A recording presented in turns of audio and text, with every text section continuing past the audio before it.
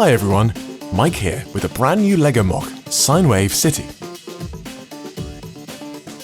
I began working on this project in 2020, and I'm so pleased to finally be able to show it to you all in its latest form.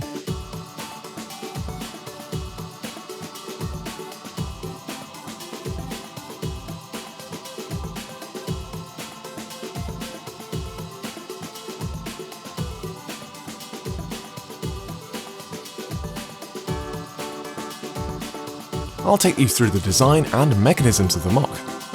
Feel free to skip to your favourite part using the chapters or timestamps.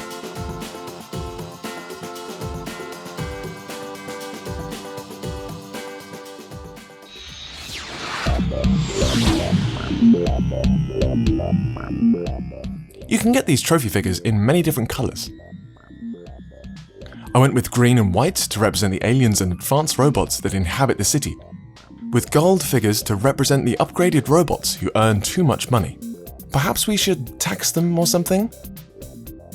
I started by planning how big I wanted the footprint to be. I created 24 16x16 plates and left a space in the middle where the flying cars would go. For the architecture, I took lots of inspiration from films like Blade Runner, Tron, video games like Ratchet & Clank, and the Metroid Prime games, and, of course, obviously, the Jetsons. I figured black buildings would look best against a white background, but I needed an accent colour. Medium azure, garish 60s blue it is, along with some other blues, of course. I found these small wheel arch pieces make for great details on buildings, as do these grille tiles, air vents, flex tubing, radar dishes, antennas. Anything goes here, honestly. Funnily enough, even 2x2 slopes make for great buildings. Here I've played with how gravity affects the tolerance of the connection to create a subtle curve. It's called the fishbone. And it's London's new excuse to not build affordable housing. And for any of you complaining, where's the sine wave? Well, it's here. There you go. Whilst it's a repetitive process making some of these, it's nice to walk into the pick brick section of my local LEGO store and say, "1 entire cup of teal curves, please." And it's always useful. As a matter of fact, lots of these skyscrapers help me to really put to use my untouched LEGO pieces. This is the canister from an X-Pod. I got them when I was like 9, played with them loads and never used them in a MOC, ever. Which explains why it's a bit scratched. This whole building was inspired by this Seattle Space Needle, actually. Of course, I then had to figure out what each of these buildings actually were, like names and such. I guess this one is a fancy restaurant for the rich and famous. Here's Nautilus Tower, designed to function underwater if the city ever sinks to the ocean floor. Here is the Bank of Insolvency, the Tower of Angry Leaseholders, Ventilation High-Rise, and a Chinese restaurant that only serves crab. Some of the city's inhabitants can't get behind all this gentrification and prefer to live life more traditionally. Although recently the government greenlit a power plant right next to him, how ironic. Previously the flying car track in the middle rested on the bottom. This was easy to build, but much harder to see among the buildings. So I created a housing with Technic panels and various bricks to elevate the height of the car track, making it more visible. But I needed something to help cover up these ugly colours. So I created Downtown. The bustling, busy streets of downtown are a wretched hive of arcades and ice cream? What? In fact, there's lots of funky places to visit. See if you can guess what you might find inside each of them.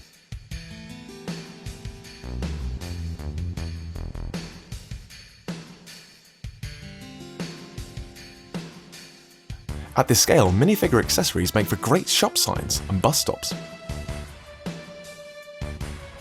There's even some illegal hoverbike racing, and the police are hot on their tail. Although maybe they should do something about the dinosaurs and roller skates. This billboard uses the relatively new 1x1 round letter tiles. You can find these in the Dot Set Creative Designer box, but I bought mine directly from LEGO's online pick-a-brick service.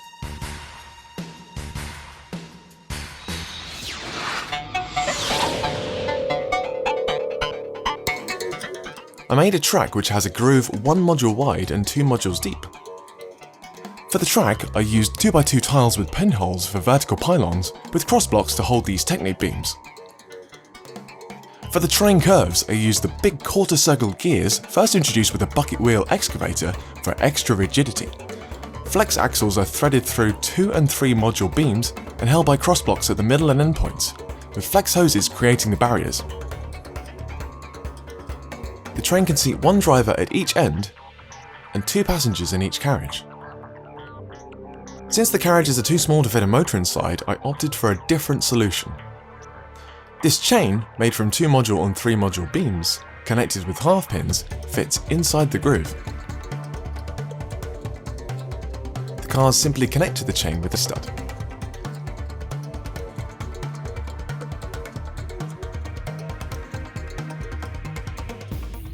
The track is driven by an L motor and a single custom sprocket wheel, with large teeth which fit in the gaps in the chain.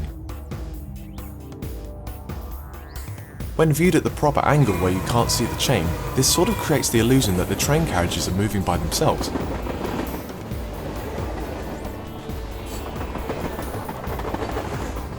There's also a cargo train, which we'll get to later. The train's speed can be controlled. It can slow down as it approaches the train station, where we can see passengers waiting to board. Please stand clear of the closing doors. 1 closing door, stand clear.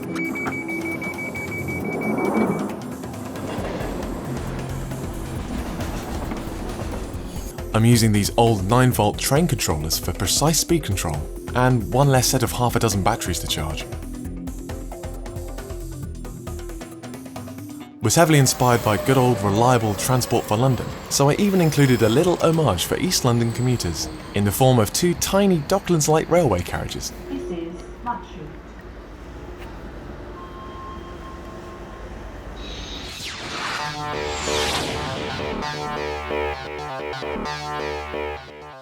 Tons of people use the freeway to get around, such as butchers, bakers, Colonel Sanders, and, well, Bruce Willis. Lilu Dallas Multipass. Leela and Multipass, you know this is Multipass. Leela Dallas, my wife. I had to get creative designing some of these cars, but I found the best piece was this Ninjago 3-way bar and hole piece, since it has an open stud hole in the bottom. The flying cars are powered by a medium motor, driving a 40-tooth gear, which drives a Technic chain, with another 40-tooth gear at the opposite end. I use these roller wheels from the track vehicles to sort of guide the chain and keep it straight. Each car is attached to a transparent T-stirrer part, using the bar end. The studded end is attached to a 1x3 plate, which fits on a single segment of the small Technic link treads. I had to buy 2 copies of set number 42121 Heavy Duty Excavator to acquire enough treads for this. You ought to get this set if you like Technic, because it also has tons of gears, 2 small linear actuators, and universal joints. Tell you what, stay tuned until the very end of the video, where I'll mention all the sets that provided the most parts I needed for this whole project. Who's in charge here?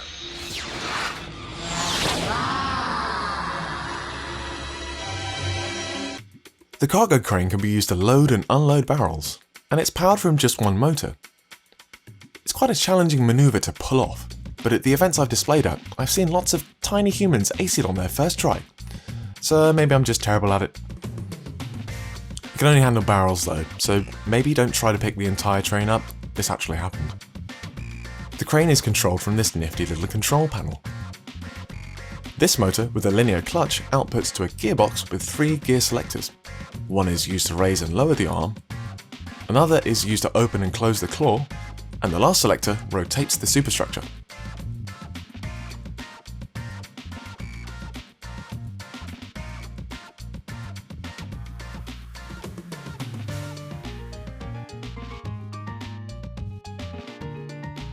The levers use the normal driving ring connectors to lock in place, but the superstructure rotation dial snaps back to neutral with help of this spring-loaded crossblock, which you can find in the hockey figures. The crane can also be operated manually. Do a barrel roll! Each of the driving rings engage the follower gears, connected to these axles with bevel gears, situated on either side of one 20-tooth gear at 90 degrees. The follower gears are on opposite sides, so one gear outputs forward, another reverse. This meant I could take advantage of the vertical space present in the setup and angle the control panel, making it feel like you're operating a real crane from the cabin. The axles connect to the linear actuators using universal joints and steering joints, and the superstructure rotation is powered by a worm gear connected to a gear at a right angle to the turntable.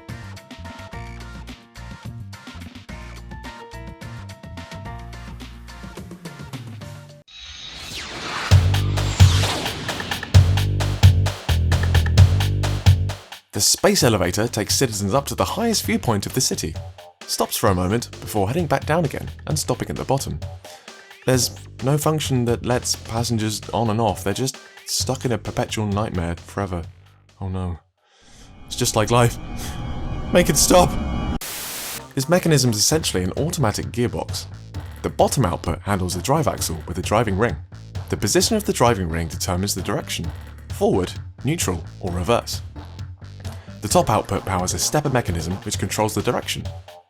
On each full rotation, the stepper rotates this 4-tooth gear by 90 degrees, moving this orange catch through 4 positions and pushing the driving ring below it. The ring starts in neutral, then it moves forward, engaging this blue gear, which engages this axle, this moves the elevator down. Then it moves back to neutral. Finally, the ring moves backward, engaging the opposite blue gear, which turns an adjacent axle, adding an extra gear to the drive and reversing the direction of the output, and moves the elevator up. Finally, the driving ring is in its last position, neutral again. Then the cycle continues. I borrowed the stepper design from Technic Master Sariel.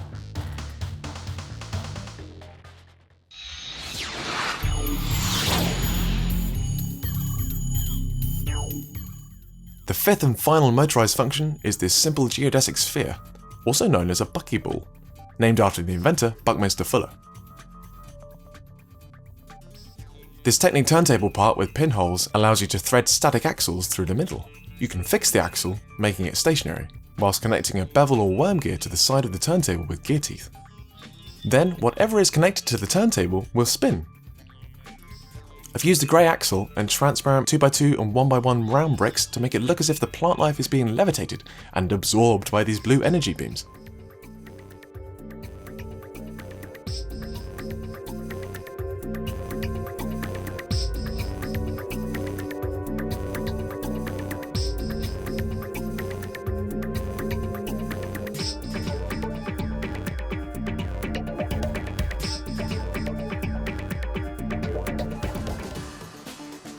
If you want to see more, don't forget to follow me on socials, and subscribe to my channel to see more LEGO design videos. And as promised, here are the sets I used the most parts from for this project.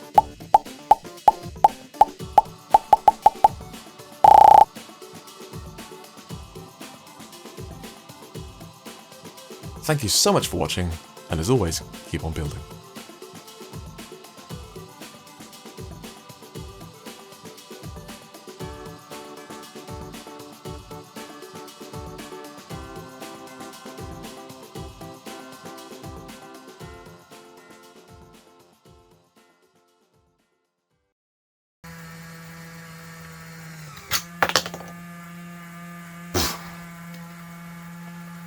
That's never ever happened before.